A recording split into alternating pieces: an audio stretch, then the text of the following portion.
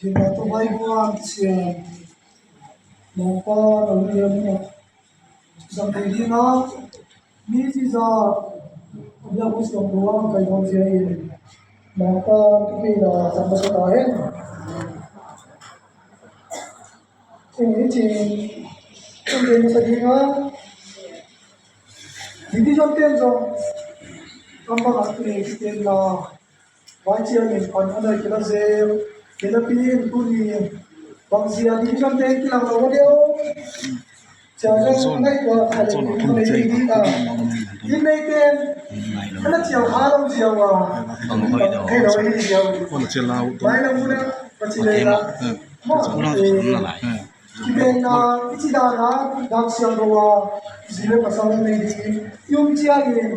division đó đủ thế hi không lại thế hi qua mà division thế chiều đi thì bao nhiêu lâu đi cái hi tham lao đi tham lai sẽ được hết có rồi chiều lên thì đi cà phê thì cái bà bị đi à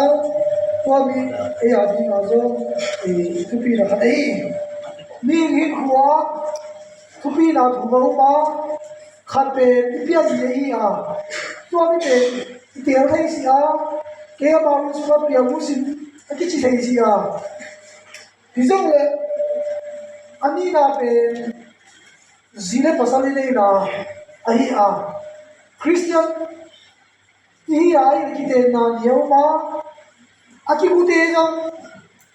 ki guna leo tin jong pin na kite na mu to hi pin na kite lo te tu di bang vai kon siam te pe holy mary sa ki chi a na siam no wa kite na me hi a ko mi sia in tu nia pasal nei nai lo zine nai lo te ni về cái tên nào đi bông sang nhìn không về cái tên nào bồi lên mình phải rồi thì thầy lì mình phải sai tôi mà là lấy tôi anh ấy đâu ấy mà đi bùi đi này khẩu bao tôi đi bằng cái chỉ là xì rồi gì vậy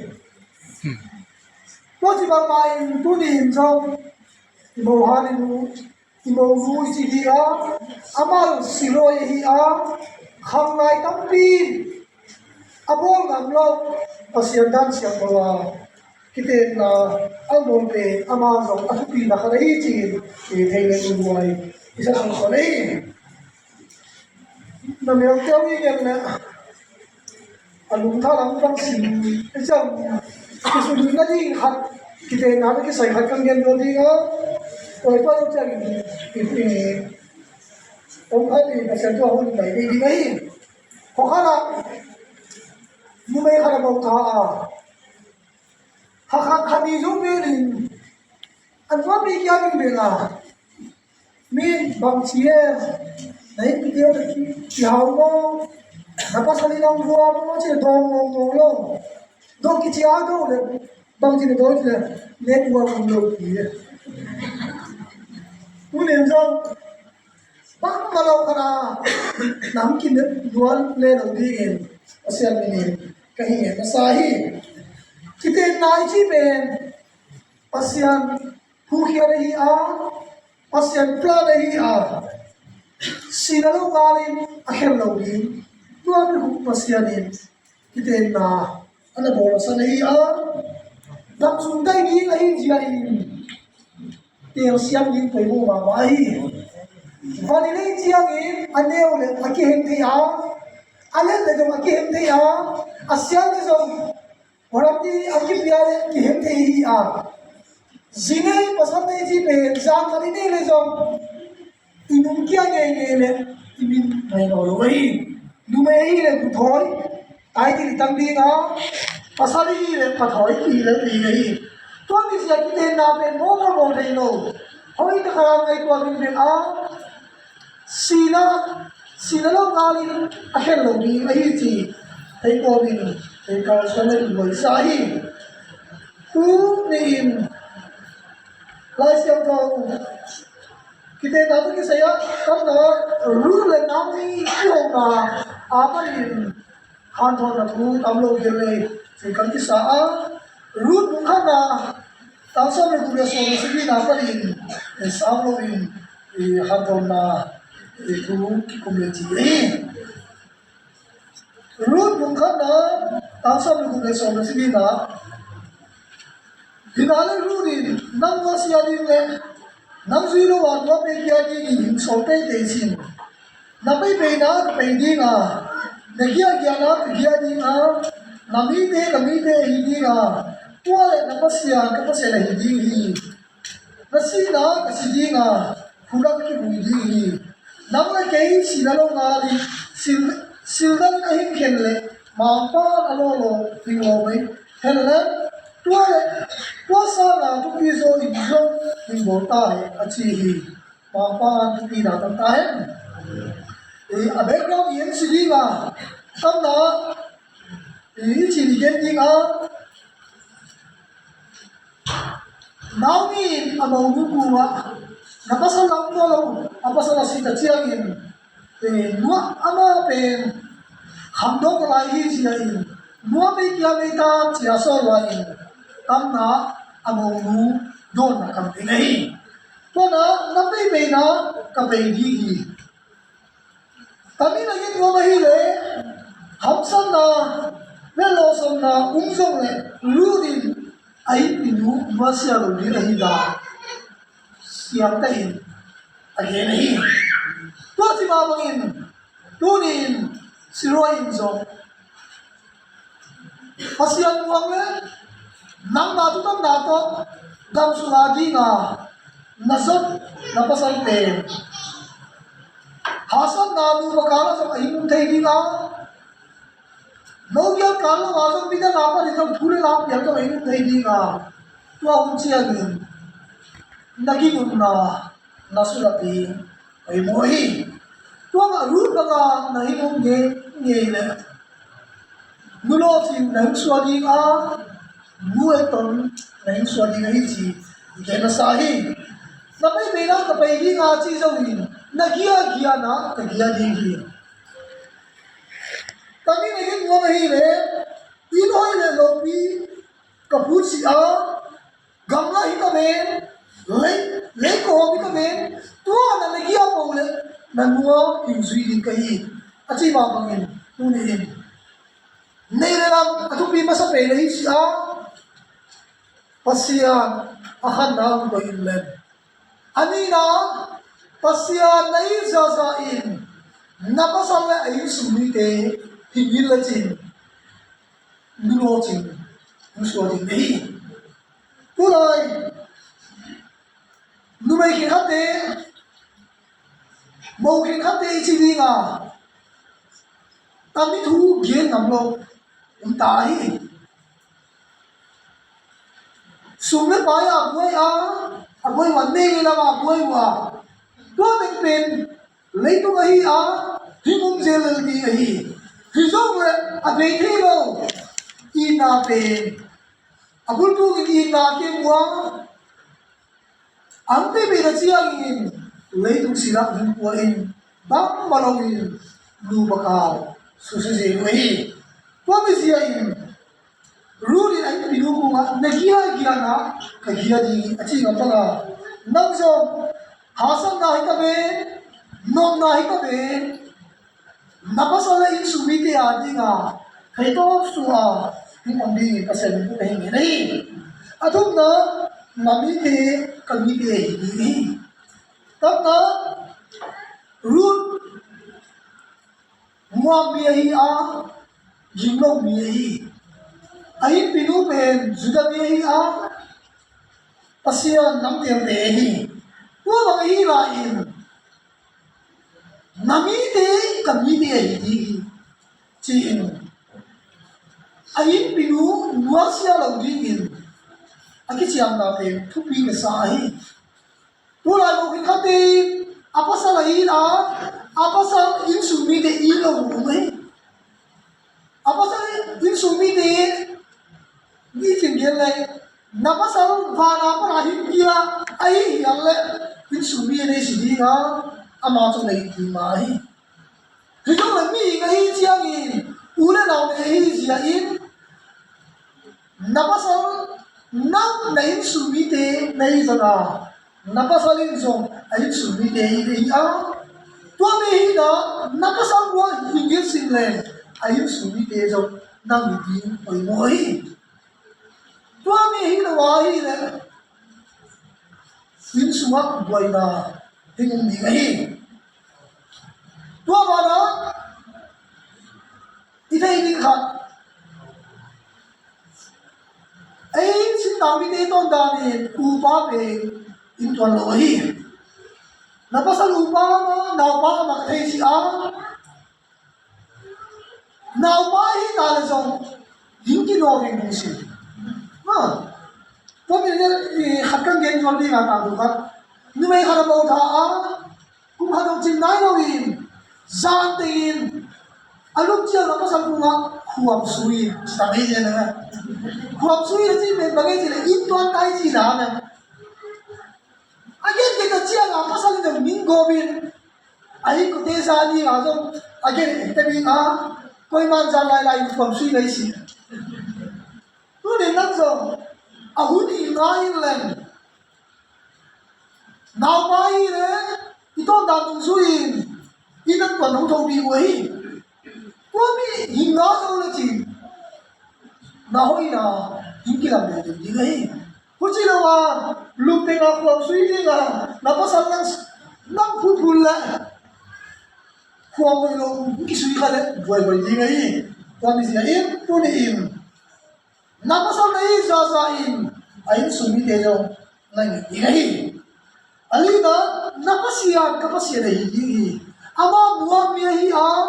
ginglo mi hi a ginglo mi ka hi a pasian in melo ka hi wangin tu ni nang nami te kami te hi di nga napasian jong kapasian di nga hi achi nga bang tu ni biya na ganin leitung ganin hak tuam chi ben pasian biya na di nga kipora ka na hiya pa amin tuam tuam hi a hi jong ma itun na di pe ba ga mai tu niya kami na te na huwa se na MRC adi nga thei dom suwa naman bangin natun na hatwa mazong kami muna napan zasain pan hilalachi na Christian hina pasyan tanu na hina hingkilang di nga tuami na hingkuwa ha pemamali nga hin sinalong namin hingkeng siya matang song na tausang tulay kaya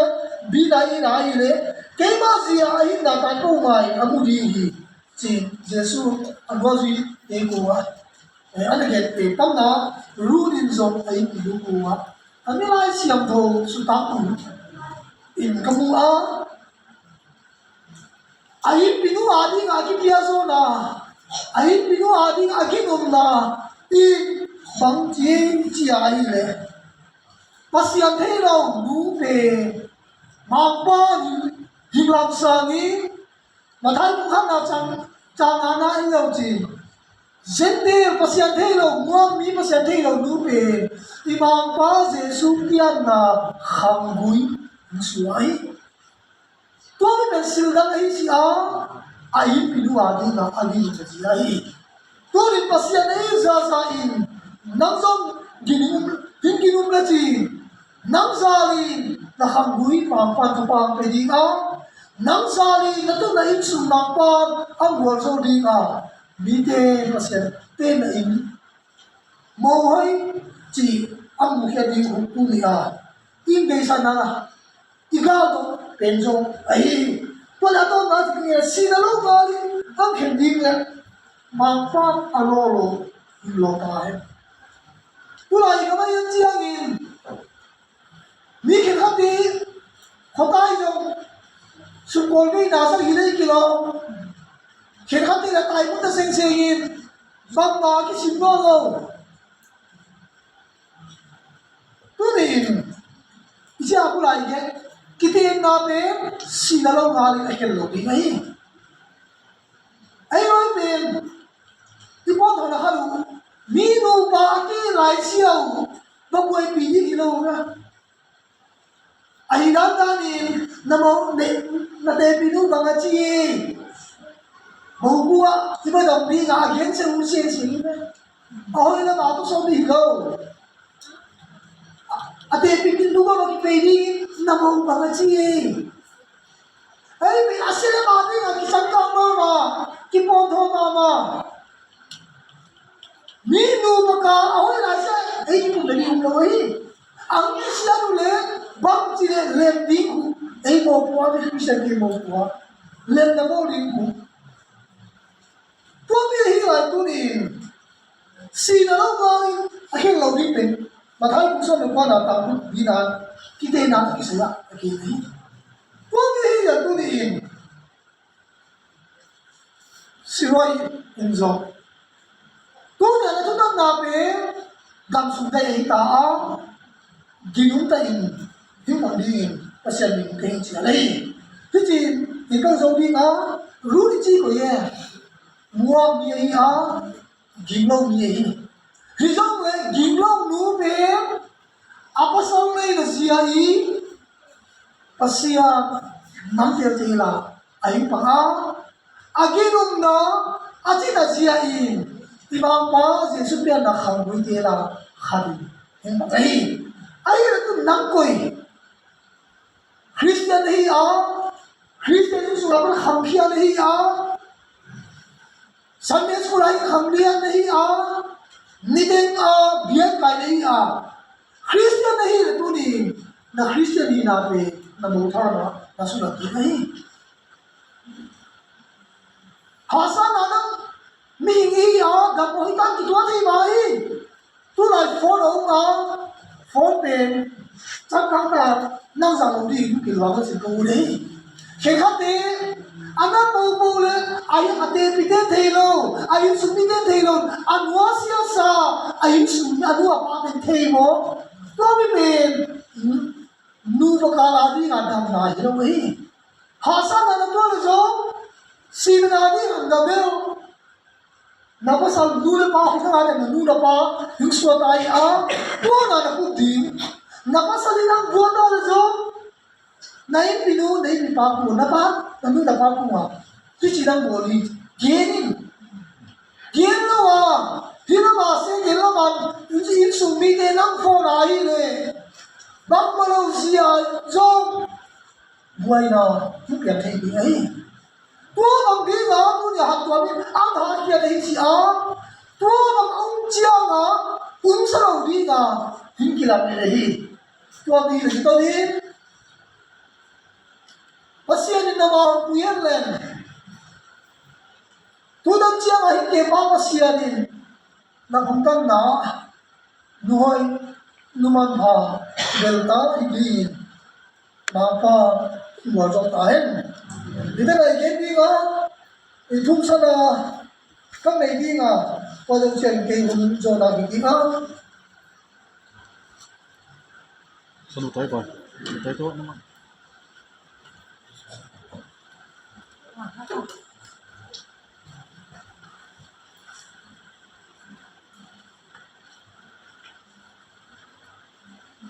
anh phải con tên số vô để dùng kita tu pagi ni lojo tuawan kami len kei lagi warzo kumapia dale vang tung sana behin liga warzo tung sana den baile tu di kan sia na ke ma ni masui ma pa pi la kan ta hen na kan na hingam pa ni len Muna pa hindi pa nagito pa kayang napasal na gusto niya kaya din gusto na pinto hinihin na nangwangin na pinag gusto niya hamuan na kasi ito na hamu at nabinong mga nagito pa kayang kiyai para siya ni Gautan kapag tampi o din gusto na Benta mo suatanu umanta ini apa sia azia dia lumbang ini sumpahen maka nama yerle kita ciara ke pagi hamson kana numan thang iya mide kampung na maka tu tidak amu tidak dingin maka itu pa ini pangpang siya hangai tam pitate agon ngamlo kunia tatanui nama muanga tutan nara a ino na siya ko ay tem na tutan siya ngin kalawa na siya kipay umulutang tu kahigo ni natanu adi in bo ne siya Piyaso sa pangpanay sinanlen, ana kasem Jesus Christ, tuni natanong ito na kung gamin. May na makalso na di na borso na ata na di. Adam tayo na di na, Christian naman pahay na di na, naumpi na ka niya sabi, bato na itong napanin. Nabiling do inlen, hinahyat ka inlen. Natanong aling borso na borso na kahigasahi. Tunit ang tiyakin ko hilawin. Nang hindi nga, napoy mabagin na pa. Si kuha ipal, tama siya. Tunit ang marinjo. Atin ngayon na imsuha hindudin ang itaa. Ang masalan ng anagayin nang lupingin nang tulpingin Nakisopi na kahigasahi. Atun na insumitin, natutulungin, natupinabuhin lang. Nang marang patinaliyon, nang asinalihan lupang ispogin lang. Nang kanapuidua pagligin, nang pinakahigasahi. Gantay na buwanin. Miing kahiwa, sila pa sa pinaitsiya mo, kakinim na, masabi, nagwal, so nagawag talaga, wahiya. Talaga ni hinabingin, nang naubo siya, mama siya ni, natanong naubo, wanso nila. Kundi nampi, anay hinabingin, nang amang tiyade, dahil buwatan anay hinabingin, nang wanso ningin, na wanso na, kaya sahi. Numan pa, yung iyan Christian ito tayo hindi bapa nandito ko ba kapya na nang wanso ningin, anay na wanso na kung isahi. Ano ba kayo? Aso siya dito siya Lord ay yung aginom na siya agad. Natalo bilahat ging sa inland. Lord na naginunti na ginpilingin sinso na wanso na kung isahi. In suwapra to siya hindi ang itabi. Kosuwapra, yan suwapra to siya ang itabi. So mapa. Tuhon siya nga nang ang siya din natanu ano may na din len. Nabila na doon len ang inatin ng nasabi nang ahasan na katibin bolso din sinso ang veli na bolso na ito isahin. Pamas siya no lungdang layo na lain na silang ng bola masabi kanakuha mo po ay ibabag nito niya. Kami, naman, di ka nakita ng vibe mo, naman pa. Nang vibe mo, milen, nang ito siya mitin, so kabini, nagwaso na kayo isahin. Kapina, lupina, nang tagin, natanungwa siya si Len. Hame pawi mo na muna, hame pawa ng pagpiin Len. Kalsuwa, pangpa, tahana, sinagdag na piyahin, walo tansiin. Anak kasi Jesus Christ na dito tumapiyahin. Nagwalso lang sa in, namapa, Jesus Christ,